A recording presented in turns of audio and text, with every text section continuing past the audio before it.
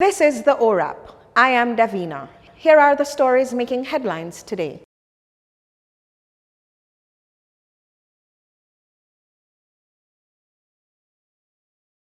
Parents, teachers, and students were sent in a frenzy after shots were fired on Tuesday during an event at the St. Andrew Primary School.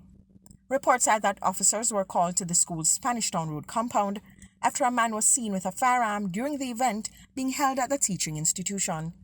The police said upon arrival at the school, they accosted a man who fired shots at them and fled in the direction of a nearby community. There were no reports of any injuries. Meanwhile, the police said no criminal charges are to be brought against the parents of a baby found wandering along a major roadway in St. Catherine recently. According to the police, following inquiries made into the circumstances, the case was brought to a close after officers were satisfied that no intentional harm or neglect was meant to the child. The police said the child's father was located shortly after the incident, which was caught on video and circulated on social media. The parents were referred to the relevant state agencies for advice. The police further assured that the necessary follow-up is being done through the Community Safety and Security Branch to support the family. In Manchester, police are now probing the murder of a man during a drive-by shooting in Banana Ground District on Tuesday night. The deceased has been identified as 50-year-old Brandon Wright, otherwise called Pepper. According to a police report, Wright was at a shop in his community about 8 p.m. when gunmen traveling in a Toyota Yaris motor car opened fire, hitting him. He was later pronounced dead at hospital. Also in Manchester, Orlando Powell, the taxi operator charged with murder in relation to the May 6 mob killing of Chieftain Campbell, had his bail extended when he appeared in the parish court today. He is to return to court on September 14, as the case file was incomplete when the matter was mentioned before Judge Monique Harrison. Powell, who is said to have mistakenly identified Campbell as a thief, had been offered bail on June 2 in the sum of $500,000. Campbell was last Saturday interred at a family plot in Victoria Town. He died after a crowd of people beat him on Lower Manchester Road.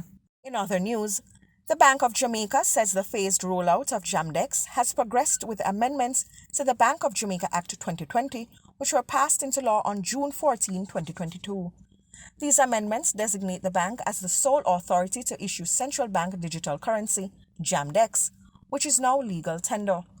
With the amendments, all references to notes and coins are now expanded and replaced with notes, coins, and central bank digital currency. The central bank said with these amendments, it can now advance the national issuance of the digital currency.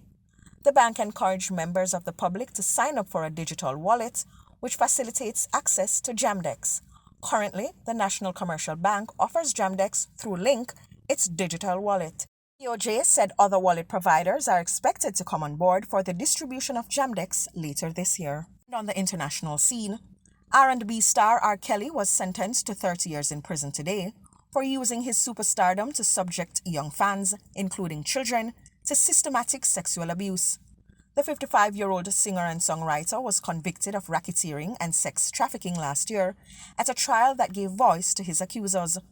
U.S. District Judge Ann Donnelly imposed the sentence after hearing from several survivors who attested to how Kelly's exploitation reverberated across their lives.